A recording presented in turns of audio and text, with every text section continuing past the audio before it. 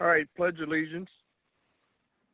Tom, you got to Pledge show the allegiance. flag there. To the Flag. flag. You see my of the flag? United States of States America. America, And to the and republic to the for which republic it stands, one One nation, nation, under God, under God, indivisible, with liberty and and justice. justice for all.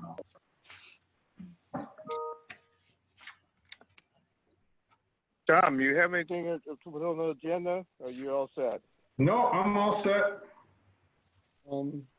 Pam, what we didn't coordinate was handling the bills and everything. What do you mean?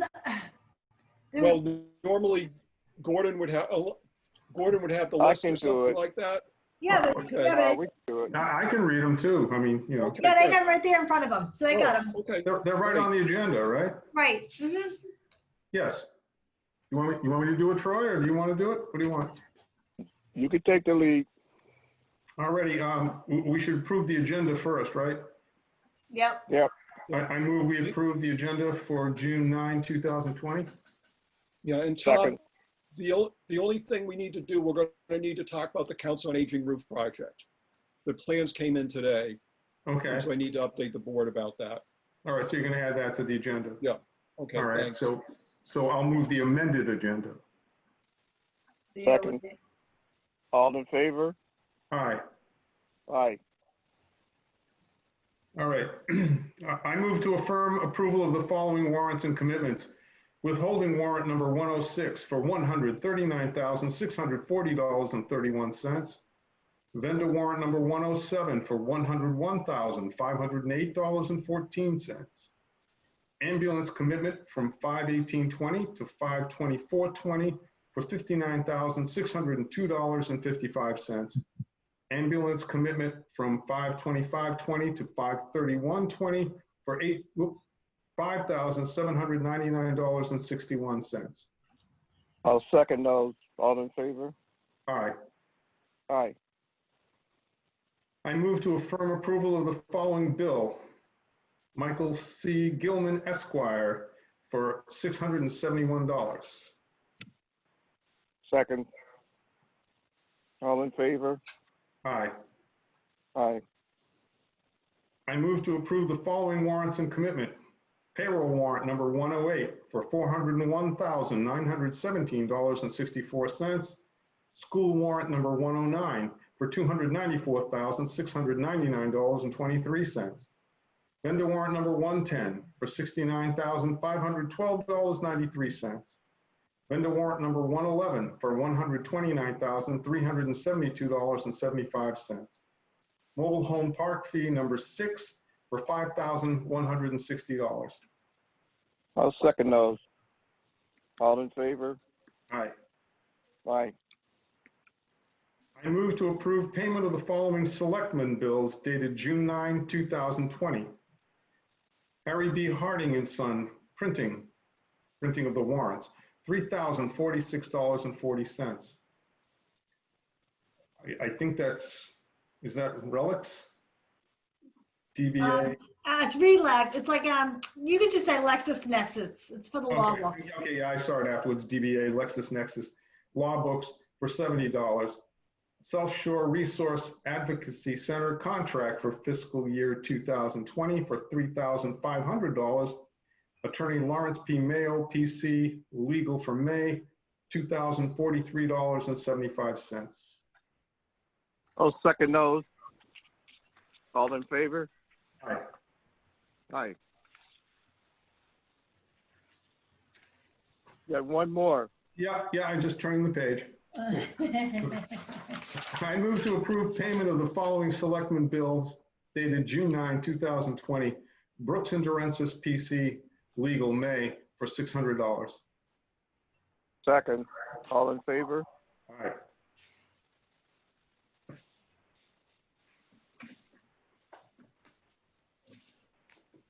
And that's it, right? Charlie? Okay. Charlie? Yep, that's Yep. it. Okay, I'll start working through the list. First, if you could vote to dissolve the Council on Aging Director Search Committee. Pam did send thank you letters to them back in December. So we don't need to send thank you letters again, but when Pam was looking at the appointment list, she realized that we had not formally voted to dissolve the committee. I'll make that motion. Second. All in favor? Aye. Aye. Beach stickers for non-resident taxpayers and for non-residents, and if there'd be an appropriate fee. Caroline Forth from 225 Waltham Street, just over the line in Hanson, part of her properties in Halifax, had contacted the Selectmen's office again about this. She'd been in contact with the board previously last year, and then this winter. We had looked at Duxbury Marshfield, and back, I think it was a month ago, they weren't open, obviously with the COVID situation, but they've reopened and now they're selling stickers to residents and non-residents. So she asked if I would put this back on the agenda again to bring it to the board for any discussion or decision concerning this. So I didn't know if the board wanted to make any decisions tonight or have any discussion about stickers and placards for non-resident taxpayers or just for non-residents, even folks who aren't paying taxes, for use of the beach off of Lincoln Street and for the boat ramp. And in either case, what the fee should be.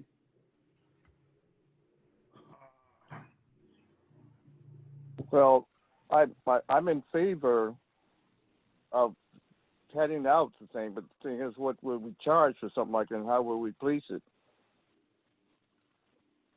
Well, for the policing, like I said, I mean, we've used placards before for people who are residents but not using the recycling center. We got very specific placards that are a little more difficult to make up. And so Susan Johnson has them down at the recycling center. So we would do something similar for non-residents. I mean, because, you know, I think an associated question would be who's going to collect the money and hand out the placards, but it's surely doable. We don't have to make special stickers or anything like that. We can get the placards printed out fairly easily. Charlie, refresh me. Did we actually decide to do non-residents or just non-resident property owners? I don't think you made any decision about anything, either category. I'm more inclined to do non-resident property owners myself, but I'm open to discussing that. Well, I suppose anything's worth a try. It would solve some problems with the police department from chasing people off non-residents. Yeah, I think the placard is a good idea.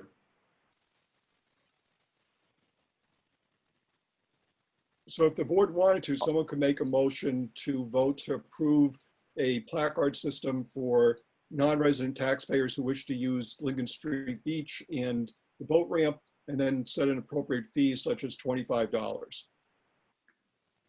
Just what Charlie said. Second. All in favor? Aye. Aye. Okay. And you want to set aside for the moment the issue of placards, a system of placards for non-residents, people who don't own land here in Halifax. That would be my thought. I agree. Okay. Obviously, the board, if it wishes to, can bring this back up at some point. Yeah, we can reconsider it.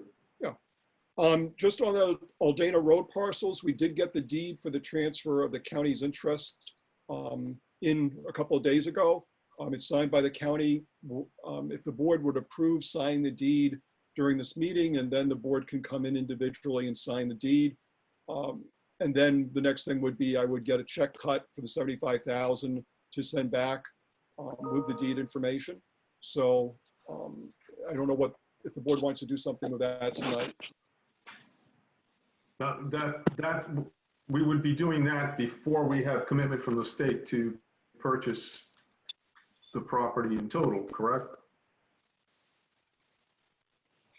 Correct. Does this include the strip? I think that a couple of no. So right now, I suspect what would happen is that the town could then sell parcel A to, I mean, there's a couple of possibilities. You could just sit and wait for the state to approve the selling or transferring the sliver of land along Aldana Road to the town. That's still up in the legislature, but get the property interest from the county. So that's done. The $75,000 goes to the county. then you're still owning parcel A and parcel B off of Aldana Road. Then when the state is ready to involve both transactions, the sale of A and B to the state plus And the swap, yeah. you get the sliver, then you would have everything ready to go. But in the meantime, whether it's a few weeks or a few months, you could wait for the state to do what it needs to do. Right, okay. And then we still have options if the state doesn't buy it, we could always sell it, right? Correct. Yeah, okay. As long as our options are open, I'm okay with doing that and getting that part of it done. Same here. Okay, so if the board votes to sign the deed, I'll and then move it. come in. I'll second it. All in favor? All right. Okay, Aye. so I'm going to get Melinda, is Mike unmuted? Oh, yeah, there we go. Melinda, hi. Hi. So what's happening here is at 7:40, we have a meeting with the Finance Committee. We could have a meeting also with the town moderator at the same time. The town moderator has a vote on this too, but we just need 2 votes tonight. 1 vote from the Board of Selectmen, 1 vote from the Finance Committee to approve having Bill McAvoy be reappointed for a 3-year term to the Finance Committee.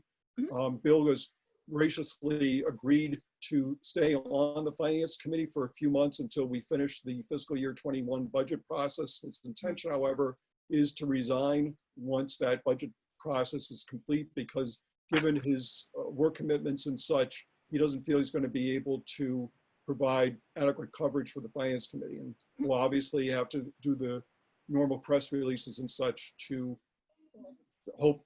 I mean, we'd be back down to 4. We'd be looking for more than 1 member. We'd be looking for 3 members, but we'd start that. We can always start that working, in fact, right now. But in the meantime, if the board would choose to have either Troy or Tom vote on behalf of the board, Melinda can also vote, and we'd get Bill reappointed. Weren't those lifetime commitments on the Finance Committee? Whose lifetime, though? That's the question. Well, certainly not mine, because it won't be long enough. Tortoise life. Do you want to make that vote, Troy, as chairman? You can make it. You can make it. I think it's the chairman. The chairman's got to do it. Okay. Oh, thanks a lot. I'm just going by the rules. Do you need a motion for that, or? Yes, please. I move the chairman sign for the Board of Selectmen.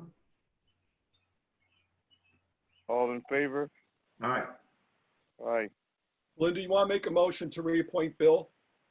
Yes, I make a motion to reappoint Bill McAvoy to the term ending June 15th, 2023 in his position on the Finance Committee. I'll second that. All in favor? All right, everybody. Hello? Aye. Aye. Tom. Sounds unanimous. I didn't know you wanted me to vote. Aye, if you want me to vote. No, I don't need your vote, just I didn't Troy. think so. Okay, I thought I heard Pam say Tom. Oh, my bad. All right. great. Melinda, thanks for visiting. You can stick around if you like. I don't know, but Thank you. I gotta go deal with the broken water heater, but you Oh. all have a good night. Good night. okay. I don't see recognizably Dennis Carmen, our town moderator, here yet. If some name, there's a couple of people without names, there's people with initials and such. If Dennis can, send me a message or raise a hand if they have that ability. There he is. Dennis is here. I saw Dennis there a minute ago. There he is. There he is. Okay. Get him unmuted. There he goes.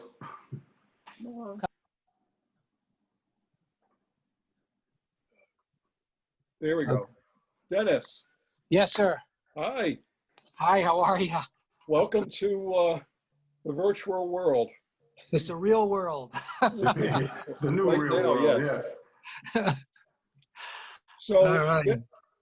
Dennis and our town council attorney Larry Mayo are here tonight to discuss the possibility of the town recessing the town meeting, the annual and special that are scheduled for Monday, June 15th at 7:30 and 8 o'clock over at the elementary school. The various state laws that have been passed by the state legislature and approved by the governor now allow the town moderator, as long as there's a declaration of emergency, and as long as the town moderator has consulted with the Board of Selectmen and our Board of Health agent or the Board of Health, to recess the meeting for up to 30 days due to reasons connected, in this case would be with COVID as a public health emergency. It's obviously different than the normal procedures for recessing meeting. Generally, we would do that at a meeting. We would vote to adjourn and go to a certain date and time. But under the new state law, which is specific, goes with the state of emergency, Dennis, as town moderator, can do that. But it's after consultation with the Board of Selectmen and the Board of Health. I know that Kathy Drynan had sent an email both to Attorney Mayo and to Dennis concerning the reasons why it was ill-advised, at least at this time, in terms of public health, to have a meeting for, whether it was, we've been thinking about outside and inside, but we don't have the logistics set up yet on either case. Certainly for the inside, I think a number of people would be fairly nervous about having a meeting, even socially distancing one, with 150 people in a closed environment. And what the state law does is allow us to have Dennis recess that meeting for up to 30 days, so that in fact, Dennis could recess the meeting until July 15th. What I'm recommending, however, is that the meeting be recessed to Saturday, July 11th at 9 a.m. And then that would be for the annual and then the special for 9:30. What that would do is give a variety of options. We would have another month to work out logistics, whether we would be doing it indoors or outdoors, work out social distancing, the hygiene protocols and such. And the 9 a.m. would allow, if we tried to start a meeting at 7 p.m., for instance, outside on the ball fields, we're going to be dealing with a variety of weather and also, who knows, mosquitoes to carry us all away in the meantime. 9 a.m. probably would be more feasible. We might have a tent, we might not have a tent. I mean, there's all sorts of possibilities. One of the good things about waiting a month is we're going to be able to see how other communities handle their meetings indoors and outdoors and be able to follow their best practices. So that's why they're here today. So if the board has questions or if Dennis wants to talk with the board and Attorney Mayo about it, have at it. Oh, I don't know. Obviously, we're on so totally uncharted, grounds here. It's helpful to have the state weigh in with allowing exceptions, allowing extensions.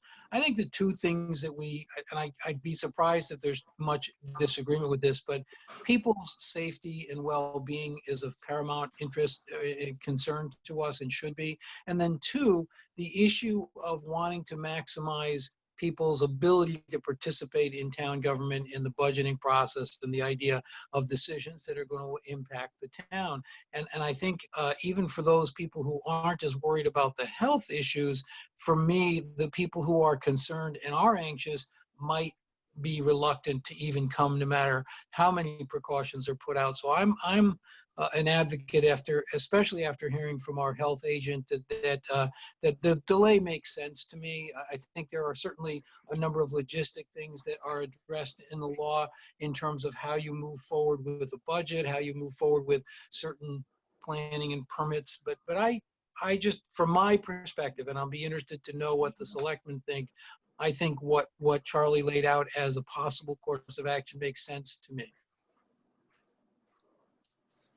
So, Well, based on the latest information from the state, they haven't removed the number of people to be in one area from 10. Is that correct, Kelly?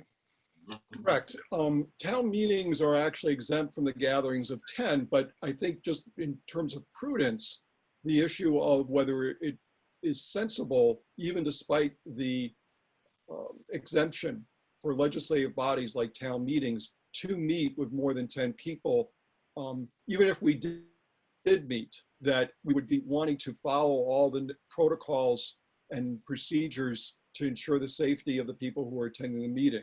And I don't think we're ready to do that mind you, as you all mentioned, I think there's a certain degree of nervousness of even if you do follow everything, whether it makes sense right now to have a large meeting, large gathering, despite the fact that it's exempt and despite the fact that you could legally do it.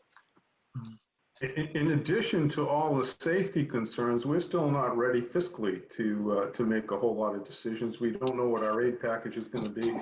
I think for all the issues that have already been brought up, plus the financial end of it, I think it just makes perfect sense to delay. So Attorney Mayo, if Dennis is interested in actually making the decision, Attorney Mayo had brought together a resolution, I guess, or decision wording for Dennis. We would read, I, Dennis Carmen, being the town moderator for the town of Halifax, in consultation with the Board of Health Agent and Board of Selectmen for the town of Halifax, in accordance with the authority vested in me by Chapter 53 of the Acts of 2020, hereby declare that the annual town meeting and special town meeting for the town of Halifax, previously called pursuant to warrant to take place on June 15th, 2020, shall be recessed and continued to 9 a.m. on Saturday, July 11th, 2020, and will take place. And at this point, I would say we're going with the Halifax Elementary School in some fashion. We're not going to specify the gym or the outdoors, but we'll at least have the location, I believe, correct, if that's sufficient to both Larry and Dennis. It is sufficient to me. Me as well. I'm fine with that. Okay. So Dennis, would you, I guess something, Larry, what, besides having to repeat what I just said? I think Dennis can simply state, I confirm. Yeah, okay. I confirm. How's that? Okay. Again, just by way of a quick further discussion, unless the fire department or the police department has disagreed for some particular reason, and I don't think that they have, and I'm not aware that they have, and there's no reason it shouldn't be continued. The conventional wisdom from both a safety standpoint and a fiscal prudence standpoint is to continue into a subsequent month. Okay. Quick question, it may be my struggling to read through legal language, but I appreciated the acts, the Chapter 53 Acts of 2020, I think it was, the bill that allows for the exceptions. I thought I read where it was actually the health agent that needed to be the one addressing the issue of the health concerns. And so it seemed to me it might have needed to come from there. I'm fine with what we're proposing here. I don't have any problem with that, but I just wanted to make sure I read that correctly, or maybe I didn't. Right. Well, I think it's you're, I think, Dennis, squarely responsible for making the decision with upon consultation of the Board of Selectmen, health agent. No, I'm fine with that. Yep. So I'm comfortable with what's been stated. It makes a lot of sense to me. And again, I think the overriding issues are both people's health and the other issue certainly are the anxieties that would maybe minimize participation. And I think Tom brings up another issue of the town may not be 100% prepared yet. And it's been a challenge for boards to meet and people to convene and get a sense of what the budget should be with all the challenges. So bottom line is I confirm that that's what we should do. Well, thank you. Board, anything else on this? Nope. Nothing. Larry, Dennis, you good? I'm terrific. Okay. And I thank everyone for all of their continued efforts on the part of our town in spite of the huge challenges that we all face. It's just been appreciated that there's such dedicated people doing what you guys are doing. So thank you. Well, I appreciate you both coming out. Sorry, Tom? All set? I just said thank you. That's all. Okay. Thank you. Great. Thank you, Larry. Thank you, Dennis. Have a good night. Okay. All thanks. right. You folks enjoy. We'll catch up soon enough, I'm sure. Let me know. Do I need to come in and sign, or is that sufficient? Or should Larry? Yeah. Should you come in and sign it? I think we have to send something up to the AG's office, don't we? Yeah, the Board of Health agent has to send up the quote report, the justification for it. Okay. We can embody, and append, if you will, to that report. Dennis, what will, A certificate of vote, if you will, Yeah. of Yeah. what Dennis just Okay. declared. we'll do that. Dennis, when Pam and I get something together, we'll give you a call and have you come in when it's convenient for you. Okay. We just That's have to good. do it within the next 10 days or so. 10 days. Yeah, I'm going to say, I think I'm off on Thursday. We have our annual meeting at United Way tomorrow, a virtual meeting, but I think you guys are, town hall still closed on Friday? We have people in the building. We can make it happen. Either one, Thursday or Friday, I'm happy to come in and do it. If it's ready, just give me a shout. Okay. Whenever it's convenient. We'll do. And again, thank you. Thank you. Thanks, All right. guys. Folks, have a nice evening. And again, Thank you, thank you. Dennis. Be safe. All right. Take Good night. good care. So I'm going to move along on the agenda. That's okay with the board? Yep. Okay. So move. So there was a request for 111F leave for firefighter paramedic Paul Gallagher for leave for June 2nd to June 5th, 2020 and associated medical costs due to an injury on the job. We've been So moved. granting, yeah, second, we've been granting leave requests and alterations. All in favor? Aye. All right. I just wanted to note to the board that our state grant for the municipal vulnerability program was extended to 2021. A number of agencies are extending grants due to the COVID and the, obviously the workload of the cities and towns that are getting a grant. So the people who would be dealing with them are dealing with COVID issues. And so in many cases, the state has been able to extend the amount of time that we have to use the grant, and that's one of those. For 4 Upton Street, Scott Materna had put a new lock on the door there, so I still need to develop bid specs for the demolition. I'm hoping to get that done later this month. We've already talked about the annual town meeting and the recess. COVID policies. I provided, there are a couple of things that happened. One was that the board's last meeting, the regular meeting, the board approved a new, what I'm calling Halifax COVID leave policy, which was in essence to say that beginning this past Sunday, that employees were going to be paid for the hours worked. If they had leave available to them and were working fewer hours than they normally do, they would be able to use that leave to cover the difference between the amount of time they were actually working and the amount of time they normally worked. And the board officially approved that at the last meeting a couple of weeks ago. I'm reiterating that simply to have it again on the record. There's no vote needed by the board. Then there were the other policies that the board discussed with town employees a week ago. The first one was on the work from home and the return to work policy. While the state does continue to encourage individuals to work from home if possible, there may be reasons, including performing essential functions and also personally interacting with other employees and the public, especially once municipal buildings are open, and the need to treat all employees as fairly as possible so to have employees return to the regular workplaces. Given all this, I wanted the board to make a series of decisions about the work from home policies and the return to work policy. And so I've separated into a few questions. The first one is, before the municipal buildings reopen, can a department head require an employee to return to the regular workplace and have that employee work their normal schedule? And should any consideration be given whether the employee can perform the essential functions of the position at home? Well, if there's no other way for the individual to get the work done other than coming into the office, I think it needs to be an order that they come in. If they can't come in, and should look to see whether or not they can work from home. I'm kind of betwixt and between in this. I think, as I keep hearing brought up from time to time, the issue of equity, I'm kind of the opinion that if somebody has a medical reason, a distinct medical condition that would not be conducive to them coming back to work, I think we need to look at that. I think if we're going to have anybody come back, we kind of need to have a policy that everybody's coming back. again, unless somebody specifically, has something documented that would put them in greater danger than somebody else.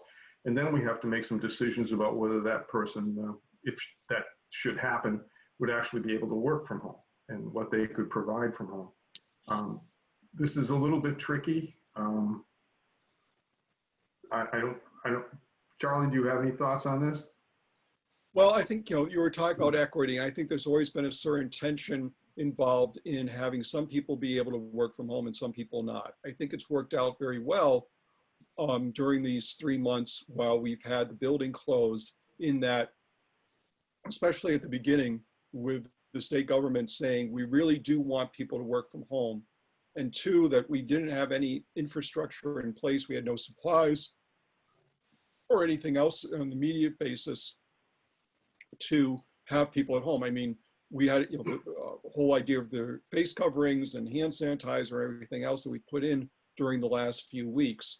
The governor is still encouraging people to work from home if possible, but there's, and I think in many cases, people are able to work from home and perform many of their essential functions. I think there's a couple of areas. One is just inequity in the sense of, as you said, Tom, if we're going to be having, for instance, one department say, you're coming in, then we need to, I think that decision certainly should be made either on an all group level to provide that equity to everybody. 2 is that we're going to be transitioning both to having everybody come back in, but then at some point we're going to be reopening the building. And Right. At least for town hall, and I think, for other town buildings, a lot of the work that employees do along with their normal work, in the sense of transactions or anything, research or being out in the field or anything like that, is interacting with other town employees, interacting with the public, whoever they are, residents, non-residents, business, doesn't matter, that are coming into the buildings. And so that as much as someone can do much of their work at home, there's that vital link, even if it's only 5% of the time or 25% of the time, that they're not able to interact with people in person. We've been able to do a lot of work by email, a lot of work by phone, and I think it's worked very well in that case. I understand once in a while we get a complaint about people not being able to do a certain transaction, but I think in the most part, those departments have been able to work with those people to find a way of getting the information they need, or the particular document or something like that. The Dropbox, for instance, has worked great for the treasurer collector's office. I mean, we have people, it's probably seems like every 10 minutes, someone's coming, I can see the car drives up, and I can even hear someone putting the letter in the Dropbox all the way down the hall. So, the availability of phone, the availability of email, the availability of the Dropbox still will all exist. People do not have to come into the building. We can make ways of them Right. being able to get the information, the documents that they need otherwise.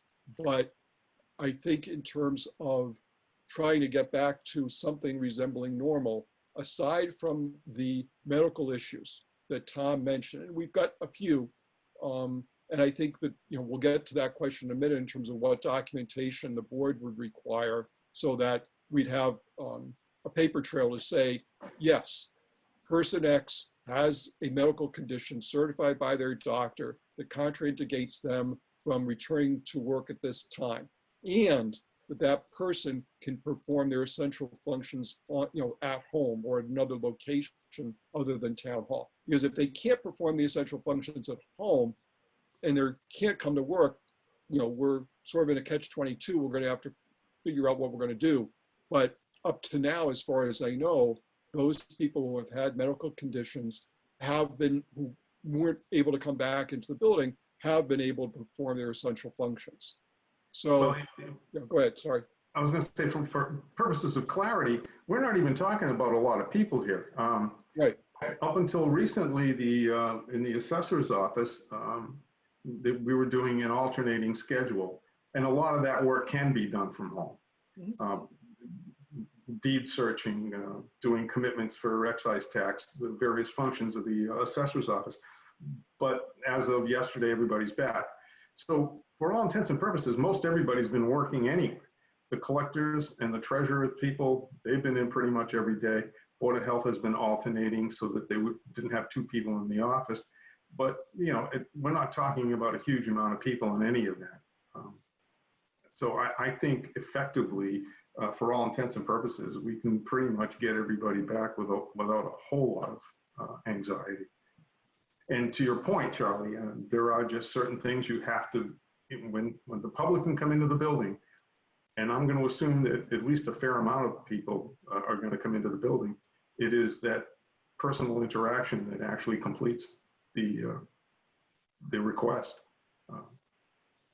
You know, if somebody needs a birth certificate, a marriage license, in the clerk's office, and I know the clerk's been there considerably.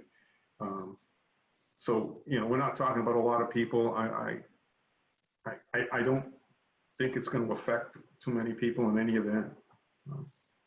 I think we can effectively ask everybody to come back, other than what I mentioned earlier, any medical issues. If you want to go to do that, is there a date that you'd like that to begin? I mean, in the sense of, I don't want to say to departments or employees, okay, starting tomorrow, but they haven't made any arrangements or anything. Is it next Monday, the Monday after that? Just speaking for myself, I had a conversation with Scott Materna earlier, and he was pretty confident that he'll have all of the barriers, the protective barriers, in place by Friday. Okay. So effectively, we could do, quote unquote, a soft opening, if you will. Well, at least get everybody in the building to start off with. Right, exactly. For a few days or several days, make sure we have all our supplies in place, all our protective gear. I mean, that's all important. Everybody knows where it is, how to use it, blah, blah, blah. And then, you know, I think at that point we can move forward. So at least for the town hall, and I'm not going to, I mean, I think each building needs to be doing it on its own schedule to some extent, because each building is different. I know, for instance, that I wasn't able to do anything with Jean Gallant's email that she sent late today, but I think they're looking to go into the next phase from doing all the curbside pickup, which has worked out very nicely for them, to actually opening the building to some extent starting the beginning of July. You know, town hall might be earlier. It might be that we bring everybody back in by next Monday, and then as the week progresses, say, okay, do we, as you mentioned, Tom, do we have everything in place? Are we ready to go? And then reopen the building on the 22nd. And then with the Council on Aging, you're dealing with dealing with a different architecture. You're dealing with a different clientele, and I think that I don't think you know, before a discussion about a specific date for the Council on Aging, it is something that the board would need to talk with Susan Lawless and maybe the council itself about phasing in activities, phasing in programs and such. I mean, they've obviously been doing some work during the last 3 months, and they've increased their pace during the last few weeks. But you know, it goes back to, we don't want to open a building unless it's going to be safe for the employees and the public. And dealing with the population that Susan does, which is a more vulnerable population, I don't want to, at this point, pick an arbitrary date and say to Susan, we're opening. I think that needs to be a discussion and something well thought out with Susan and the Council on Aging and the staff there. I agree, and we should probably have that meeting, because there's a number of different things they can do. They can, you know, do things on request and by appointment for services without having a general opening. But that's up to them, and that would be a meeting well worth entertaining with the Council on Aging and Susan. Yeah, well, each department's going to have uniqueness in itself going on. What people can come in, whether they can work at home. The question I have is, if we have to close the building down again because of, for some reason, the number of incidents increase Good point. with coronavirus. We're at least better prepared now than we were back in March. Yes, and and I think, as the months go on, we're going to continue to be better prepared in that, in terms of the technology and everything, we do have some laptops on order. I think I think under the CARES Act, we'll be able to be reimbursed for those laptops and other ones, so we can upgrade from the Chromebooks, for instance, that people have right now. We can also, in essence, say to people, you no longer have to use your personal equipment at home to work from home. You're going to be given a dedicated laptop from the town owned. It's not yours, but it'll be town owned, but something that is dedicated and works better with our network system than the Chromebook or their own computers that they might have at home. And so we're going to be working towards that with, certainly not the hope that something happens, but having that as a system set up. So if something happens and we have to close the building again, we'll be ready to do so. Yeah. Yes. So gentlemen, what I need. Tom, Go ahead. Tom, what do you think as far as a date? I think the date that Charlie threw out, the 22nd, without necessarily opening to the public immediately, but at least having that be a definitive kind of a date for employees to return to work in the town hall. I'm, again, not talking about any other building here. We'll take them on a per building approach. But I think that works, as long as Scott confirms that he's going to be 100% finished on Friday, which he indicated to me earlier, but we could check again in a couple of days. Right. You want to move it? Sure. I'll move that we open, require town hall employees to return to work as of Monday, the 22nd. I'll second that. Any further discussion? No, I think I'm good. All in favor? All right. All right. The third area is the daily self-certification. We don't want people coming, working in our buildings that might have symptoms of COVID, might be sick and such. I'm going to turn what I gave out Tuesday into an actual form that we're going to have people sign on a daily basis. I know it's a lot of paperwork. It may seem like rote, but it's a reminder to employees every day, do the self-certification that they don't have symptoms, they're not living in a household with somebody else with COVID, et cetera. The only thing that I think we discussed last week was that the governor's directives is that on the quarantine for people who travel out of state for non-work reasons is listed as urge, in the sense that if someone leaves the state for non-work reasons, they go shopping in Rhode Island, they go visit a family member in Connecticut, they take a vacation up in New Hampshire, that the directive from the governor is we urge those people to quarantine for 14 days. And I mean, there are gradations obviously involved in this, in the sense of if you go over the line to East Providence or you go up to Nashua or something, it's different than taking an airplane trip out to Florida, for instance. So given that it's an urge, what I wanted to do was, in essence, not as a check off, but to say on the self-certification to people that if you've traveled out of state for any reason, please use good judgment about returning to work in less than 14 days after you've come back into Massachusetts.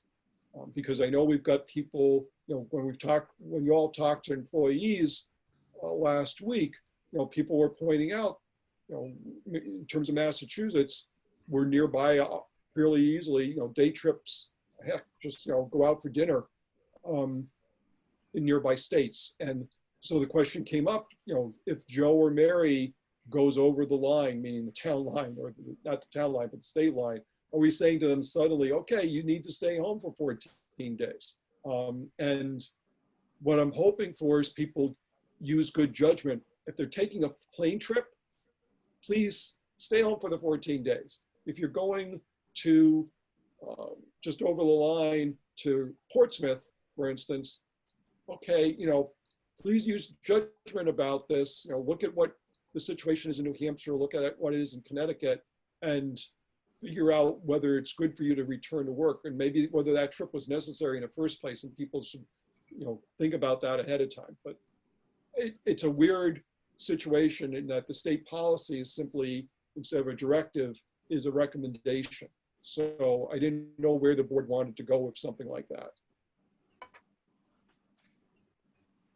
Well, first of all, if it's just a day trip across the line, I know people have relatives in other states, especially Rhode Island, Connecticut, that they like to visit. I think that putting on the paperwork, use good judgment, there's a trust factor involved that people will be honest with it. So I don't really think, because it is a recommendation, I think we ought to treat it as a recommendation and not as a policy. I'm inclined to go along with you on that, Troy. So what I will do is I'll write that up as part of policy 3 and part of the self-certification. Sort of the adjunct to that is how, if someone does have COVID or has symptoms of COVID or whatever, is that we tell people, if you do have COVID, if you do have symptoms of COVID, there are protocols to follow in those cases about if you have symptoms, how many days should you stay away? When can you come back? If it's based on testing, did you get a negative test? Did you get a positive test? Again, the same thing. If you're asymptomatic, but you've shown, you've been tested for COVID, for instance, but you're asymptomatic, what do you do? And also have information about testing. Right now, along with all, if you're, you can get a referral from your doctor to go to one of the Minute clinics or CVS or any place else that's doing testing on a regular basis. They also have the option, even without a doctor's referral, employees have the option to go, I know it's a trip, but go out to Foxborough to get tested. They have to make an appointment, but they're able to do so. And so that I'm going to get that information out to the employees about here are the protocols to follow if you are in fact have symptoms, have COVID, even if you're asymptomatic but tested positive. I don't, the board, is the board acceptable? Is that information acceptable to the board to distribute to the employees? I think that's prudent, yes, and acceptable for sure. Same here. Great. So even before the town hall and other buildings are open, we need to establish protocols for social distancing. And some of the simple things, obviously, we're going to be saying to people, please keep 6 feet away. Please, when you're in common areas, at the very least, you need to wear face coverings. Please wash your hands on a frequent basis. But these are places you're going to wear masks. I mean, it may seem obvious, but say things like, no shaking hands, don't get in physical contact with other people. We'll have hand sanitizer available. We should have it probably at places where a number of people use the same facility. So for instance, we have the machine, the copy machines, have hand sanitizer available there so people can have that available when they use the copy machine. Just, if they're pushing buttons or pushing screens, it's probably easier cleaning the hands than trying to clean the screens or everything. I think we found is you throw enough chemicals into machines and they don't act very well with those chemicals, whereas it's easier dealing with cleaning the hands.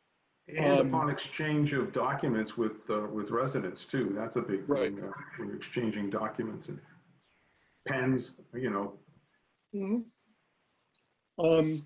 Well, go ahead.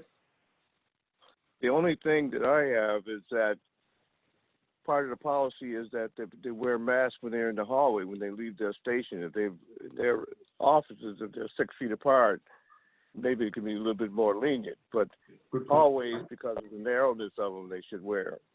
Right, so Yeah. hallways, stairwells, places Common like areas. that. Which brings me exact to the question, some of the questions I had for the board. If we have an office where people are going to share the same room for work, but they're more than 6 feet apart, are we going to say that masks are necessary as long as they're 6 feet apart? And then if they do need to work less than 6 feet apart, would plexiglass barriers and such be sufficient to remedy that? Or would we ask people, no matter what the circumstances are, if they're going to be less than 6 feet apart, under normal working conditions, that they wear a face covering? Let's get Board of Health to weigh in on that, Charlie. Okay. I will contact Kathy about that. I would want to encourage people. I know we have air conditioning in the town hall, but we don't need it on all the time. But I'm going to be encouraging people to open their windows, get some fresh air. It's one of the things I've read any number of times about, but we need screens, which is something I need to talk to Scott about. Yeah, and we can also pay a little more attention to the type of filter we're putting into the system too. We can talk to Scott about that as well. There's a variety of hygiene, and we've talked a little bit about that. I think Scott's been very good about working with the town departments about providing hand sanitizer. He just got the sanitary wipes. He got a shipment in today, and he's going to be distributing those. I think we had some discussion about putting blowers in rather than hand towels in the bathrooms. I think the consensus was that there are other reasons not to have blowers. Maybe put touchless hand towel dispensers, or ones that can be at least, push with an elbow or something like that, rather than the hand blowers. And then we had talked about Dutch doors, and the problem with the Dutch doors is they end up losing a fire rating. So we're probably going to have to put up some sort of other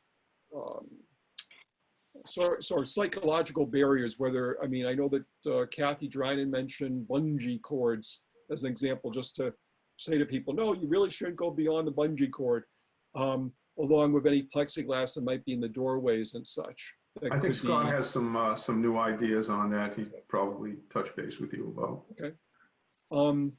Scott or his crew should maintain a cleaning log, just so we have a document trail to follow to show if there's any question about when the facilities are being cleaned. And I still need to work on the contact tracing and communications plan. I've got a couple of examples. I'm going to get that information, try and put something together later this week, because if we end up with a situation with an employee with COVID, as much as the state has the contact tracing plan in place, they may not be as immediate to act as we would be, in the sense of once we know, we need to probably be very proactive about taking whatever measures are necessary in that situation, in that building. But I'll be working on that. Let's see. So we talked about procedures at work. I think the only other question I had was about municipal vehicles. And I think we just simply said all vehicles must be disinfected before and after each use. Supervisors will make every effort to keep employees in the same vehicle for each week. And I think the police departments and fire and the highway and public works have been doing something along those lines. Probably need to make sure there's hand sanitizer and such available, though probably not in the vehicle. I've read instances where if the vehicle heats up to enough temperature, bad things happen to the hand sanitizer because of the alcohol content. But it's part of making the hand sanitizer available to the people using the vehicles so that they can rub down the common surfaces, places like the steering wheel or other control mechanisms, so that the vehicle is already sanitized for the next person. I don't know if there's anything else the board would want covered about the procedures at work, for the workplaces or vehicles or anything else. I think it's going to be a see as we go kind of thing. Things will pop up that we haven't thought of, and we'll deal with them as we find them. For right now, sorry, go ahead. No, I was just going to agree that I think we're completed what we need to do tonight as far as the COVID is concerned. Then the last couple of things are just for the days before reopening town hall.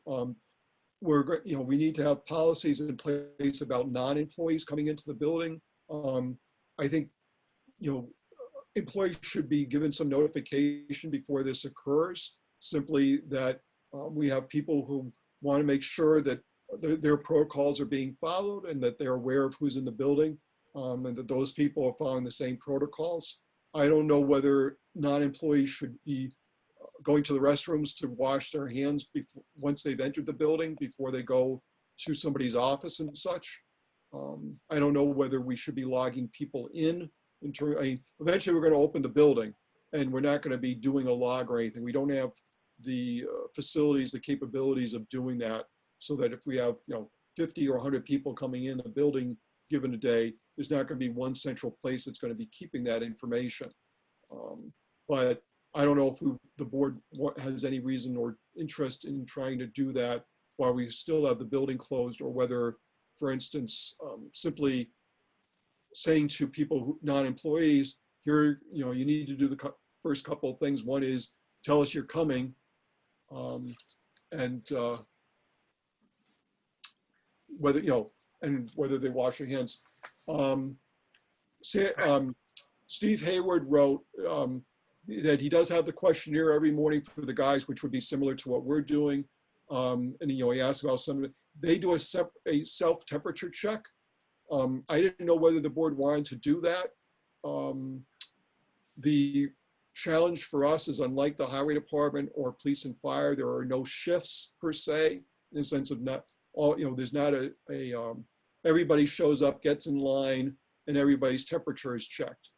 I guess setting aside that, I guess there's a possibility that you would have to, if we said so, if we wanted everybody to have a temperature check, that we'd have to go to a central location. I don't know whether we'd be going down to the fire station, though I think the logistics of that are difficult, or whether we get another thermometer and we have it at one location, and then everybody has to do a self-check using that thermometer and then wipe it down, or whatever the procedures are. And if they do have that fever over 100.3, I think it is, that they're immediately sent home. Yeah, this is a really difficult issue, Charlie. We have a pretty active town hall. I know that some town halls have instituted some extraordinary measures to the point where they actually have somebody from the fire department taking everybody's temperature that comes into the building, the help included, and then they give out passes that you've been checked and you can go into the rest of the building. But I mean, that would involve a dedicated person triaging, if you will, everybody walking into the building. I don't know how we handle that. Most people aren't going to call before they come into the building. They're just going to show up. I'm talking about the general public. Right. Well, and yeah, especially after we open, Right. then that goes out the window. We're not going to check everybody. Jean Gallant had her hand up, so I've unmuted her mic. Hi, everyone. My question is, we kind of talked about it a little bit and then skipped right over it. What type of documentation the board needs to vote on for if somebody has a medical issue and is unable to return to work but can work remotely?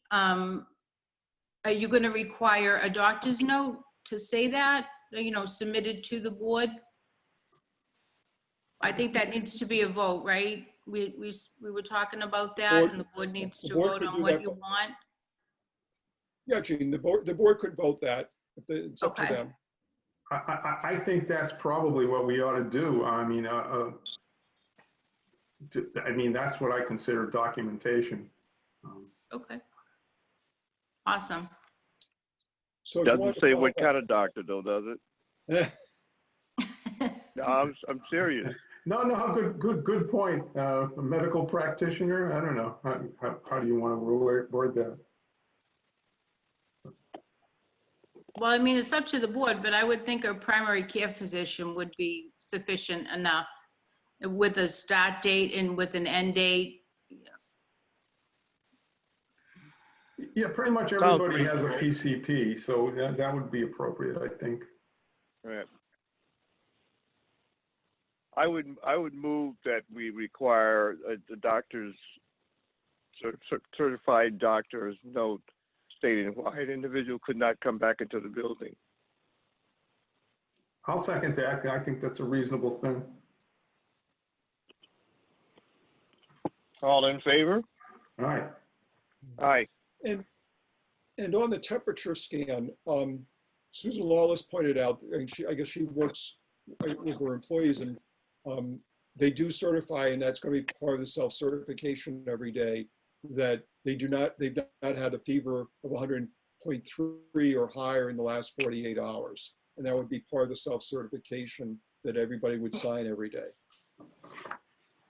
Yeah, the only issue with that is if somebody's actually doing it or not doing it, we'll never really know, and it's almost of no value, but at least it puts somebody on notice. Mm-hmm. Yeah, I think you need to say people what our expectations are. Right, exactly. Charlie? And on the self-check, is that going to the board also, or just to the department head? When employees have to self-check on a daily basis that they come to work, is that just going to the department head or to the Board of Selectmen? Well, I think that would be the department head initially, for sure. I agree. I don't think the board wants to have 200 pieces of paper to review every 2 weeks. Well, we already have 200, so it's Another 200 then. Charlie? another 200. Charlie? Yes, sir. I'm going to be gone for a second. I got a call coming in from my wife. Okay. If we can take a recess for a minute. Sure.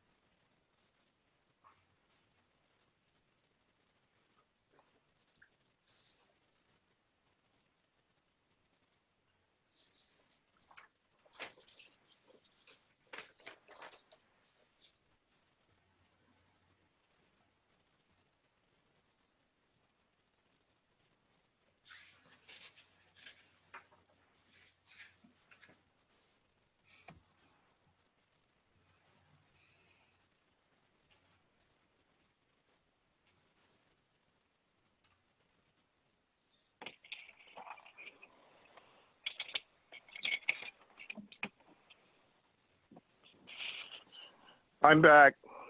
Okay. We'll wait for Tom to come back and have a seat. Okay. So the board's back in session.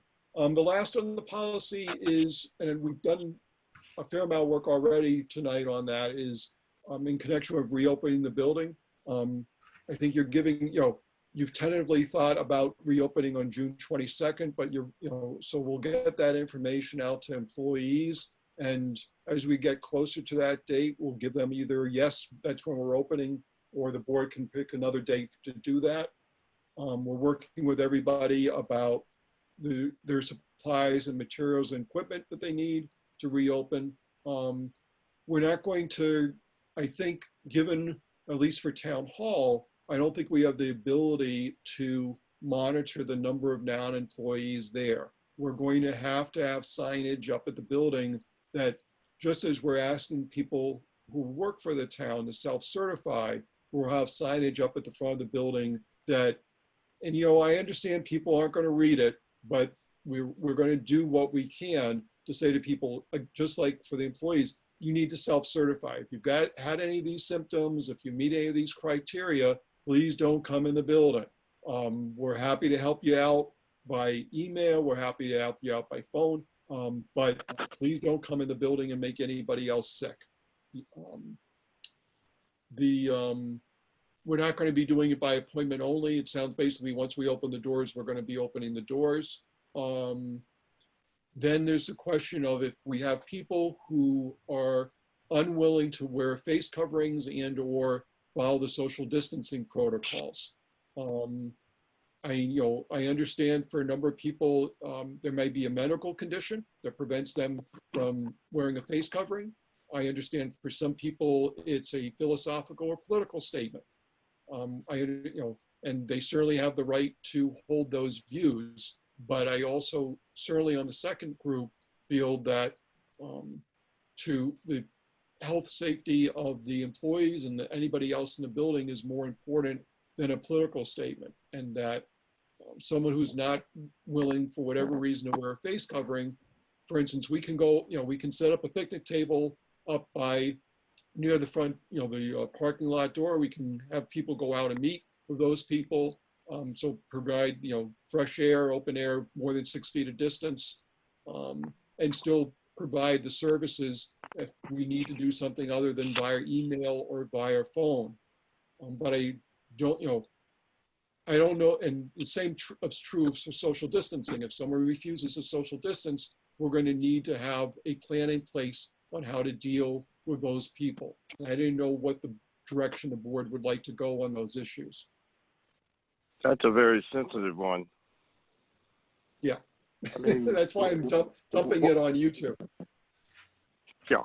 What they've done on the public side and for the stores and stuff is to at least offer a mask to people coming through the door. But I don't know. I wouldn't want any employee or anybody else to be misused or abused by someone because they asked them to walk away from the counter because they didn't have a mask on. I'm not sure which direction I want to go with that. Okay, sorry, Tom. I didn't realize you would mute. By walking away somehow I muted Tom. There we go. Wait a minute. Come on. Okay, I'm back. Sorry. I was trying to send you a message and everything. Yes, I know. My eyeballs go in various directions, not that one, I guess. That's okay. So I really what don't do know you think, Tom, about this? Yeah, I was busy trying to get you to unmute me here, and I didn't hear what Troy said at the end. Well, it's a difficult one. I wouldn't want any staff member or anybody else to be abused or put in danger because they ask somebody to step away from the counter or to go outside to wait for them to service them. I agree. We need to make it plain and obvious that we're going to enforce social distancing. And if somebody feels uncomfortable, they should ask somebody to move or to observe it. The issue, of course, is what do we do if somebody refuses to do it or can't do it? That's going to be, I think, up to the employee involved. I mean, if they're uncomfortable with somebody for whatever their reason, whether other people's issue is medical or not, at least be able to put themselves at an appropriate distance to be able to feel some comfort level, or try to see if anybody else would be interested in interacting with that particular person. Well, one of the things I'm not sure whether we could post a sign as they have in some of them Walmart and Stop and Shop, which says the law requires that you have a face mask or a covering when you come through the door. I think that would be an easy thing to do, and we should do that. We should let people know what our expectations are. The issue, but as of course, far is as somebody gets abusive, and then what do you do? I think call the cops. Yeah, I think that's the bottom line to it. We can't put our people at risk. It's our obligation to keep everybody safe, including the public. Okay. So I'm going to do, sorry. I'm going to provide that guidance to the employees then, that, one will put the signage up saying that face coverings are required, social distancing is required, and then be able to say to them, here are ways of dealing with a situation.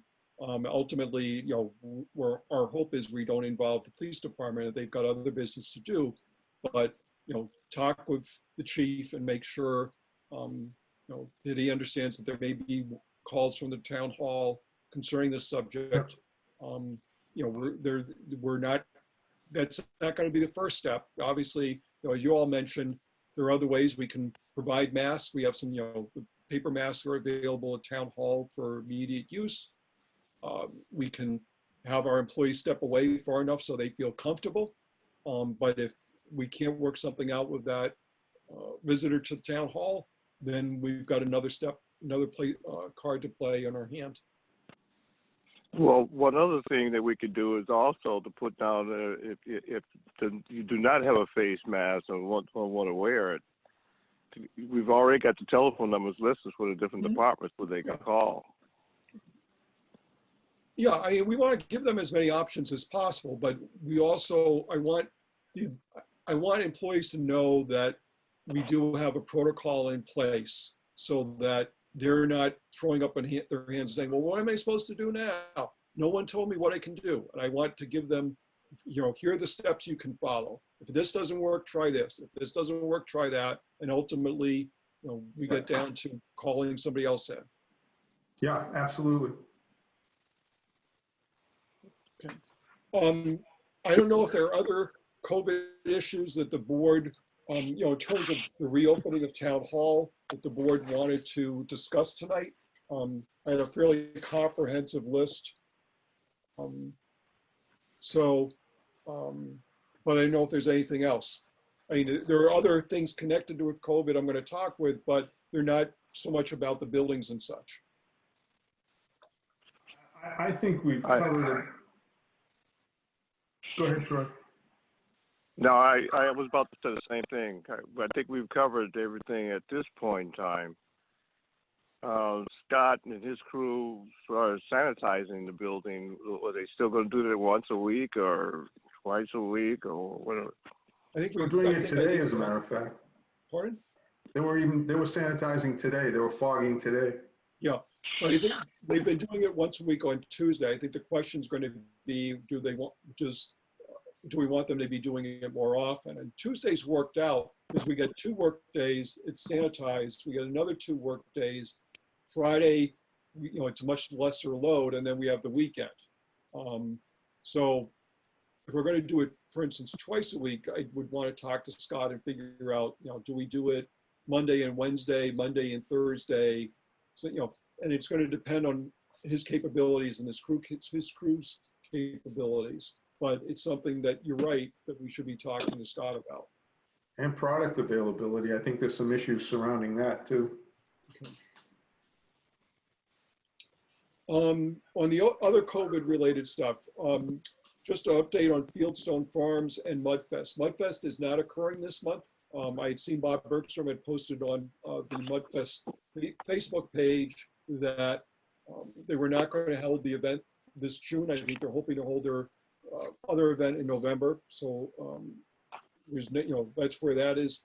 For Fieldstone Farms, both Kathy Dryden and myself have been in contact with Scott Clausen. They're hoping to hold 2 shows later this month. What we've we've put the question up to the reopening committee up at the state level. Senator Brady and Kathy Lenatra, our state representative, have also queried. So we're hoping to get an answer from the state about whether the horse shows are considered to be a phase 2 type of activity or phase 3 or phase 4. I'm not interested in shutting them down for any particular reason. I just want the state to make that decision because the information from the state, this one piece of the description of the horse show might fit phase 2, one may fit phase 3, etc. So we're waiting to see what happens with them. I know that Scott, I believe, has been in touch with state agencies and such on the same subject. So my hope is that we'll hear back from the state during the next few days as to whether the horse shows can take place during phase 2 or not. I just find out.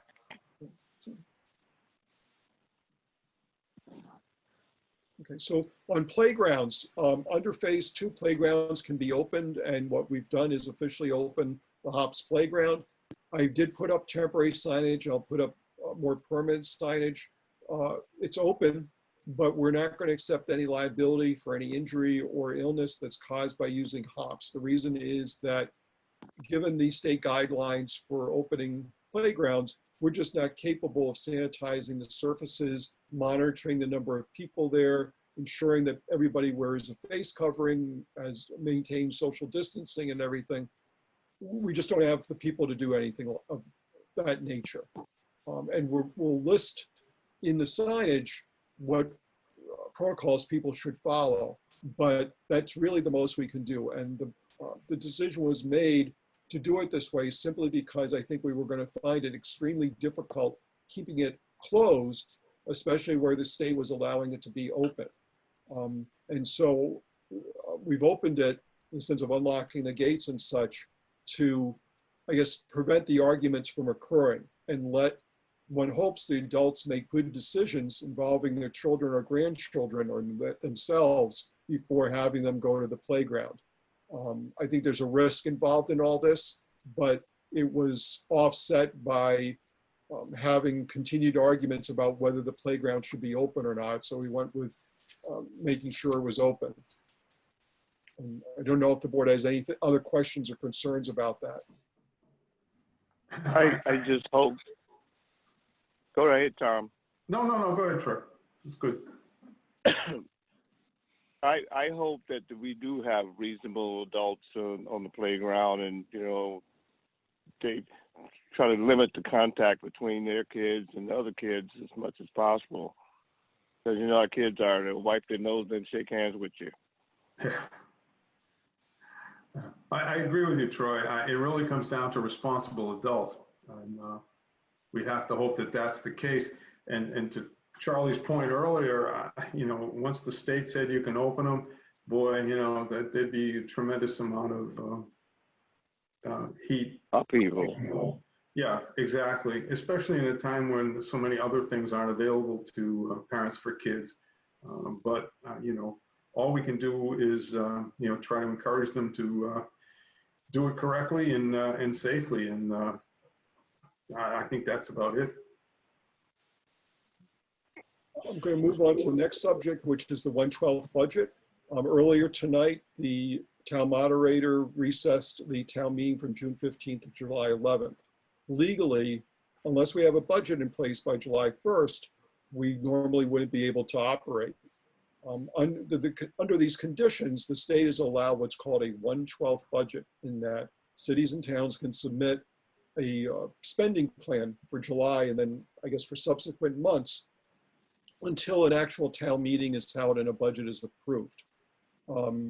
The Sandy Nolan and myself worked with the Finance Committee using the Finance Committee's recommendations that are there. Now, mind you, the Finance Committee's recommendations are subject to change. We have a lot of financial uncertainties yet for fiscal 21 before the Finance Committee makes final recommendations to town meeting.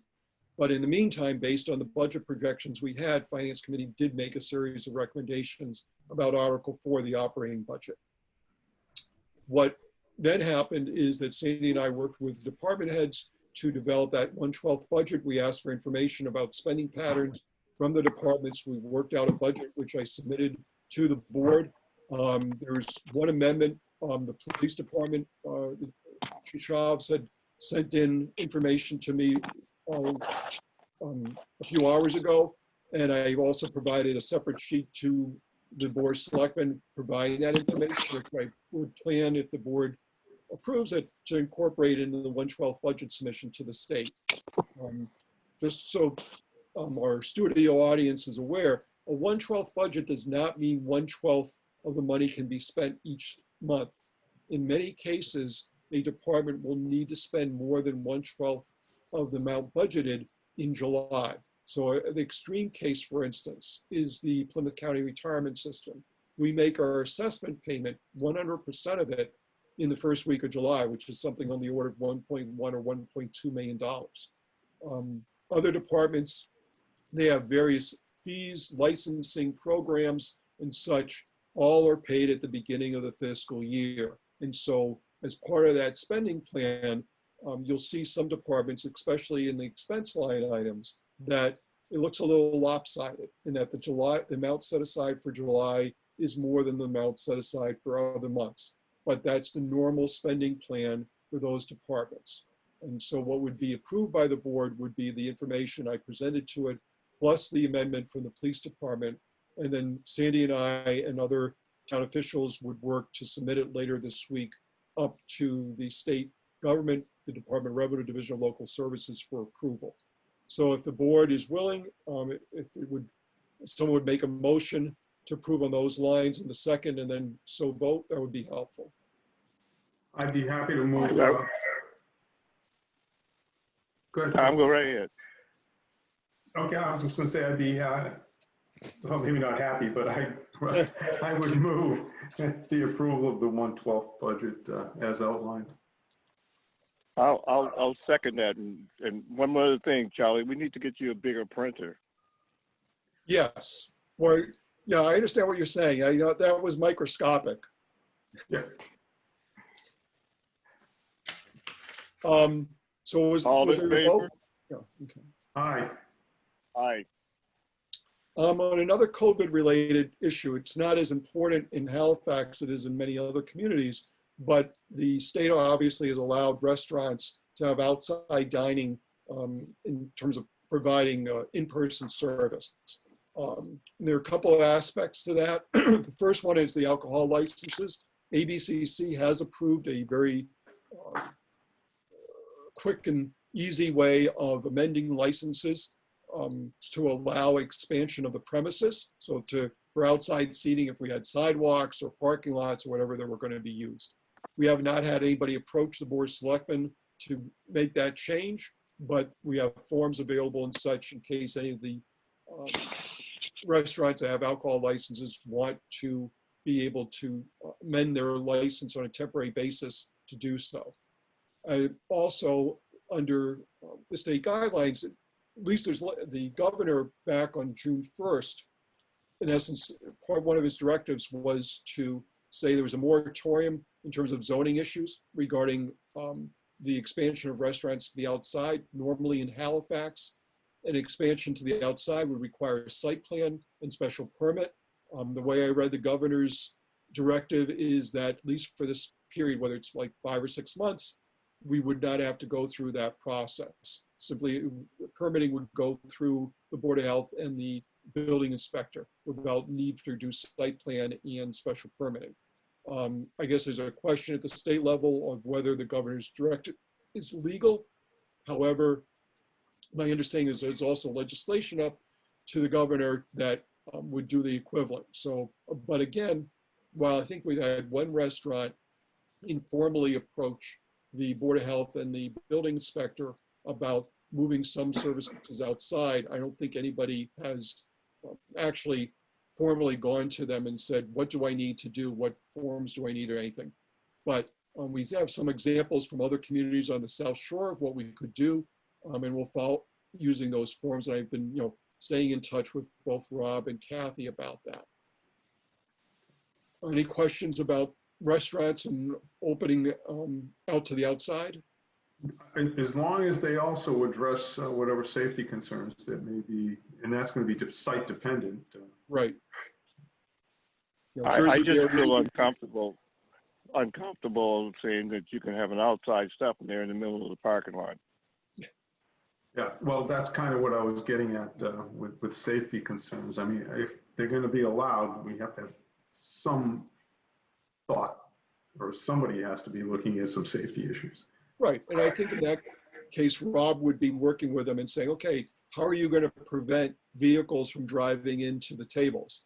Yeah. And also at the same time, how are you going to ensure that access for emergency vehicles is still there? So if they need to respond, there's a way of getting those vehicles there. Yeah, to get around a building or whatever, yeah. How are they going to sanitize the outside well enough to meet standards? Well, that would be under the Board of Health.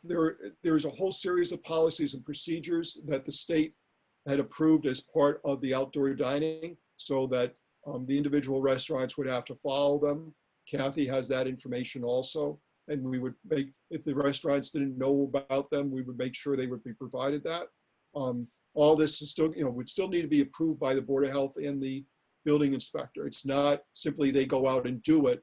and then come back to those departments for permission. They'll have to get approvals from those departments. What we're trying to avoid, however, is if, if they've got everything in place, if they have plans in place and the protocols in place, it won't be a large amount of time for them to get the approvals, assuming that they've done everything properly. Okay. Yeah. Switching, sorry, go ahead. No, I was just saying, yep, I'm good. Switching topics to, we talked about blood drives a couple of months ago. We had a resident who had suggested, given the need for blood during the COVID crisis, that we might want to host a blood drive. And the board said, in essence, we should wait until the Red Cross starts having some available dates. Well, the Red Cross gave me a call last week and said, well, with the Great Hall, because it's air conditioned, during the summer, they look for air conditioned areas. Would the Great Hall be available Friday, July 3rd or Saturday, August 1st from 9 a.m. to 2 p.m.?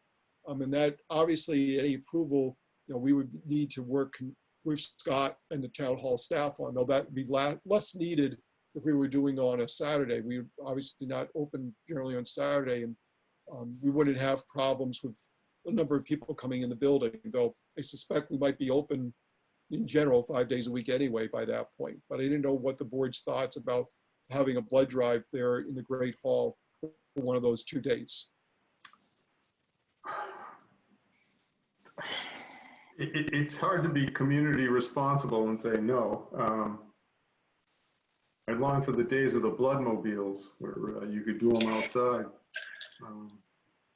I think with some discussion with Scott and trying to maintain access to the rest of the building, if we can direct people immediately to the blood drives of the Great Hall for the blood draws, I suppose we can work it out. I don't know how the employees feel about it, but. Well, the logistics are, if we still have no more than 10 people in a room at a time, how many stations are they going to have? How long will it take? And will the people be waiting in their cars outside? Because it comes down to a parking now and then. And one of the things might be then to go with the August 1st date. Some of the stipulations on gatherings, for instance, might be less. I mean, in the sense of allowing for more people, and by doing it on a Saturday would eliminate any concerns with employees and such. And we could, in fact, for instance, again, working with Scott and seeing if it's available, is after the blood drive was done on Saturday, do another fogging of the building. We could also check with the Red Cross and see if they're going to self-police this thing. In terms of letting people into the building. I mean, they should probably triage them outside, so to speak, in terms of who's there for blood and keep track of how many people are going in for blood. Sandy Nolan posted that the Red Cross sets up appointments now, so everyone would not be there at once. So perfect. Well, remember the red stripe. I would say August 1st. I think so too. I think August 1st makes more sense. Okay, let me get in contact with them. Let's have them make, I don't mean a formal presentation, but let's get something in writing from them on how they would run that event. Get it to the two of you, get it to Scott, get it to Kathy, and see what questions we might still have. Okay, sounds good to me. Okay, sounds right. Okay, FEMA floodplain maps, after all the work that we've been trying to do to get it on the town meeting warrant, FEMA decided to punt it to later on. They in essence said to everybody, forget about it. If you have it on your warrant, don't vote it. And if you've already voted it, you got to reverse yourself somehow. So we're not, even though there's an article in the town meeting warrant to deal with the floodplain maps, we'll pass over it when the time comes. And then at some point later on, we'll deal with it.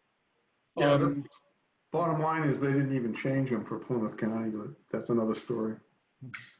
The board did get a request for a vacation carryover for David Swanson of 64 hours in addition to the normal 40 that he's allowed. The highway surveyor, Steve Hayward, recommends approval. So moved. Second, we've been doing All in this. favor? Aye. Aye.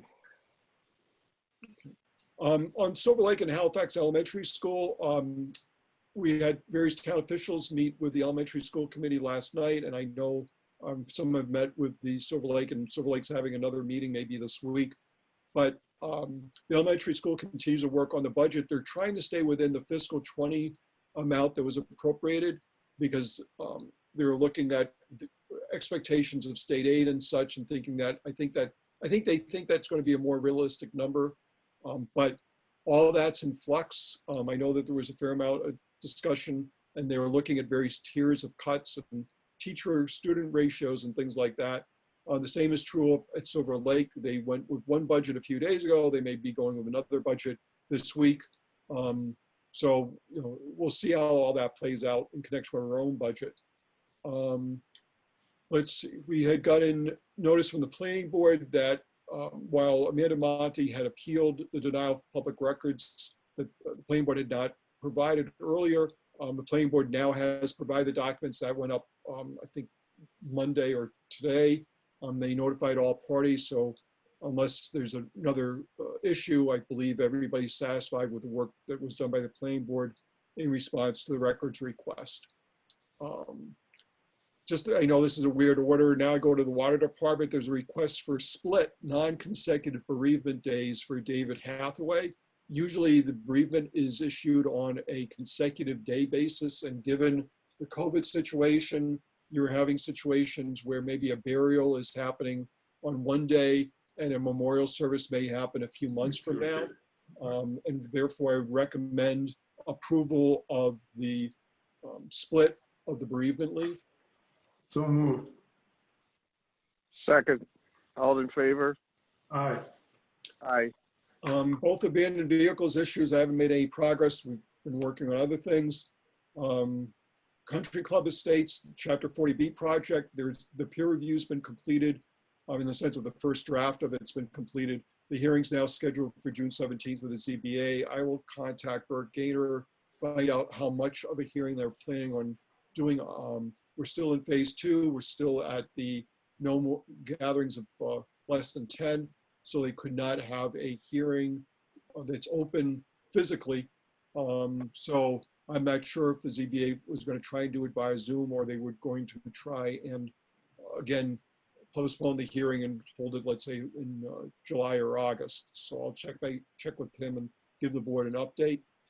On the first appeal by Mr. Andrews versus the town, Judge Vey had extended the time period for Amanda's estates to get the necessary permits until June 30th. On Mr. Andrews' second appeal, I got notification that while the hearing will be held in Brockton, Land Court Judge Vey, who heard the first appeal, will hear it. So I guess he's going to be moving down to Brockton to hear their appeal whenever that occurs, rather than, so in essence, rather than a district court or a superior court judge hearing it in Brockton, it will be heard by Judge Vey, because he's very familiar, obviously, given the first appeal, with the issues and the parties involved. Mr. Andrews' appeal of Amanda's Estates building permits, that hearing resumes with the ZBA at its meeting in July on the 13th. And my understanding is, based on what I had heard during the meeting, they were going to wait to see what happened with the planning board on the special permit hearing. And then his possible denial, the possible appeal, the denial to revoke the building permits, there's nothing new on that. On the internet speed at Town Hall, I know that our Gordon here, Selectmen Gordon and Caesar are working on that issue. I haven't heard back from them. Ponce Pond is back to being open. The signs have been ordered in case we have to close again. So we'll hope that the counts remain low. My hope is still to get a treatment done this month. I've been working with Solitude, and I need to work with the state on that to happen for the next 20 days. Plymouth CARES Act funding. Plymouth County did provide finally some answers to questions. Basically, if you've budgeted personnel and such, you're not going to get reimbursed. If it's materials and supplies that you didn't budget for, that you had to buy because of COVID, you're going to be covered. So we're going to apply for as well as we can during the next few weeks to start getting reimbursed. We need to be thinking long-term about changes to infrastructure and policies and procedures, and what equipment and such we might need, but those are going to be all eligible. We're going to make some progress in trying to get funding for various projects related to COVID. The board received the annual appointment list from Sandy. As far as I know, there were no holds on that. So Pam is planning on contacting the probable appointees to confirm that they wish to be reappointed. I don't know if the board had any questions at this point. No, None. The board met with the planning board back on last Thursday. I think some issues were clarified, and we'll just see how things go in the future in terms of relationships with the board. The zoning bylaw hearing held by the planning board, that's been continued to July 16th. Marijuana application, which I've not looked at from Bud's Goods for the last 2 weeks, unfortunately. We do have to respond to the state. This is the application that actually got filed with the state. I don't know whether the board would want to have some sort of public forum on June 23rd. We'd still have to do it via Zoom, or perhaps we have 60 days. I think it would be, we could, so that we could have a public forum in early July, possibly. I think our first meeting is July 14th, and I would need to check to see whether or not that would still fall within the 60 days. I think it may, but I didn't know if the board wanted to try to have some public forum on the state application. I've not looked at it yet. I think that makes sense, and to do it later, to try to Zoom that, I think would be really difficult. If we can have some easement in the number of people who can attend, and we have a venue that we can use, I think that'd be more practical. Okay.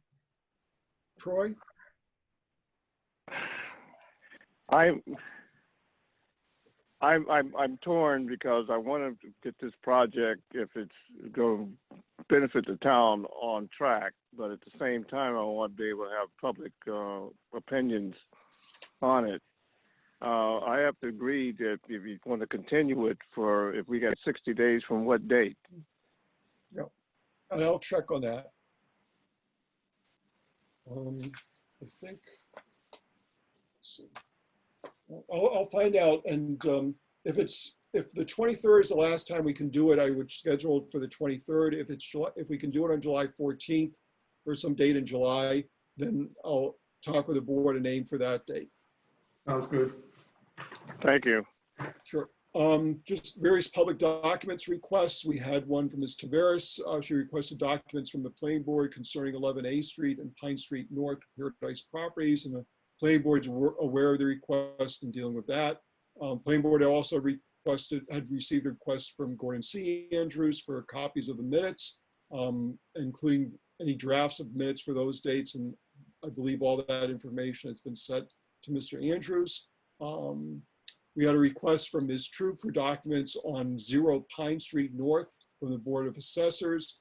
The Assessor's Office is aware of the request and is waiting for clarification as to whether the request is for one property on Pine Street North or for all properties on Pine Street North. The reason is that we have a lot of undeveloped land on Pine Street North, and they all, until they get a house number, all of them receive the 0 Pine Street North designation. So we'll wait to hear from Ms. Troop about clarifying the request. Just in terms of a general policy on public document requests, and I think it's our normal policy is that, to be equitable to all parties, it doesn't matter whether you're a town official or a resident or somebody from out of town or anything, that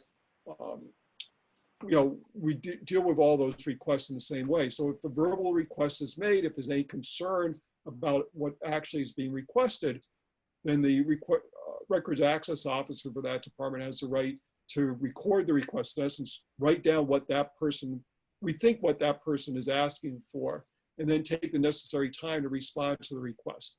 Obviously, some requests we can do fairly immediately. They're looking for 1 page or something, and especially if it's not interrupting the workflow for that department. I think many times, just in terms of convenience for both the person making the request and for the records access officer, it's very easy, hand over. Sometimes you can simply point to them and say, oh, it's on the town website here, here's where it is. But in other cases, where the request is not as exact, or there's a fair amount of material, or there's a question of whether any of the material needs to be redacted, then it can't be done immediately. You know, I understand that for many people that they get perturbed if a request is made and, you know, they're right there then and there, and we're not able to fulfill the request right then and there for those reasons I mentioned.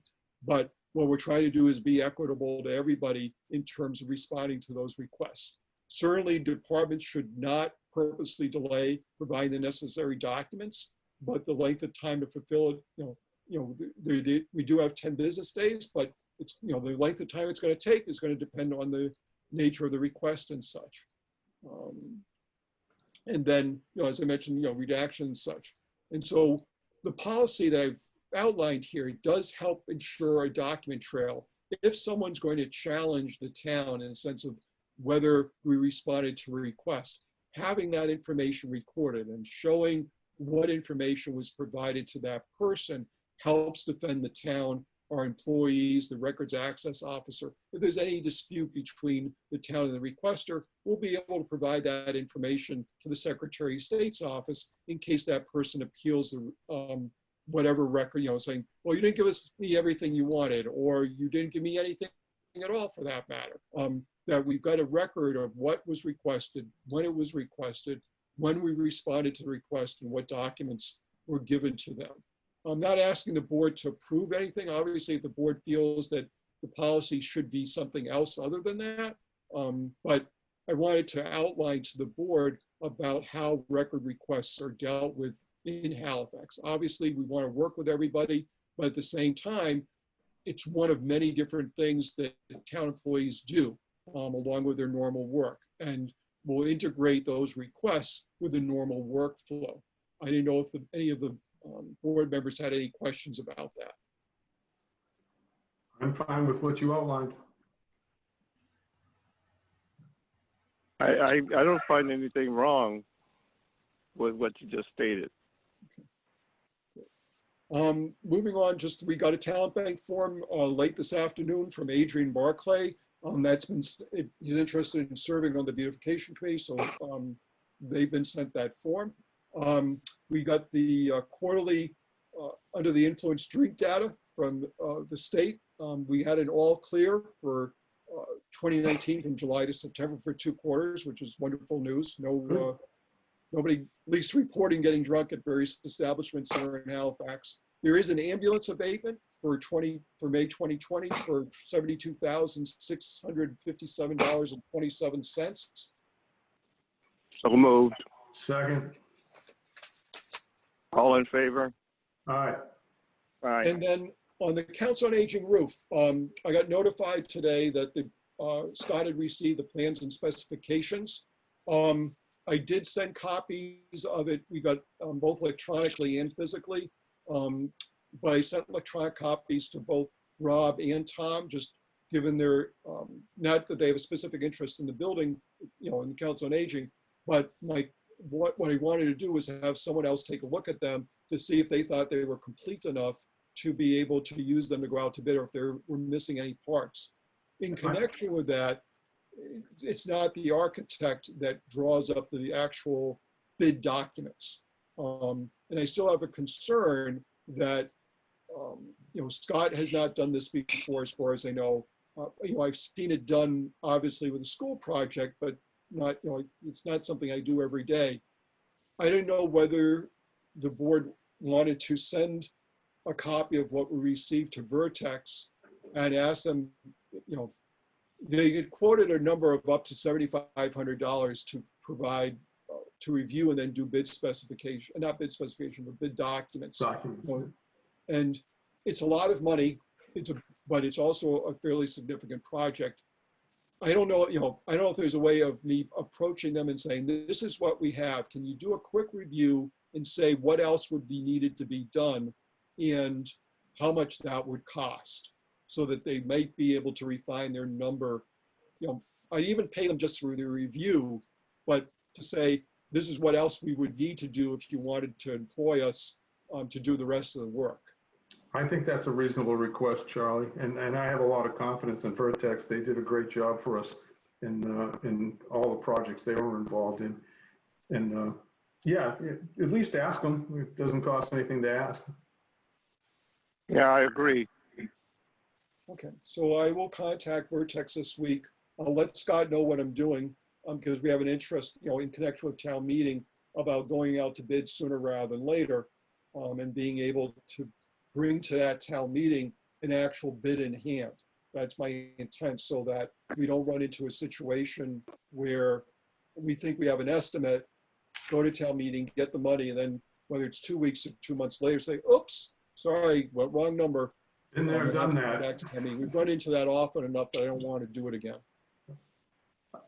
I do not need to go into executive session with the board either about litigation or about negotiations. I know those items are on the agenda, but they're on there in case, in fact, it turns out we need to do that.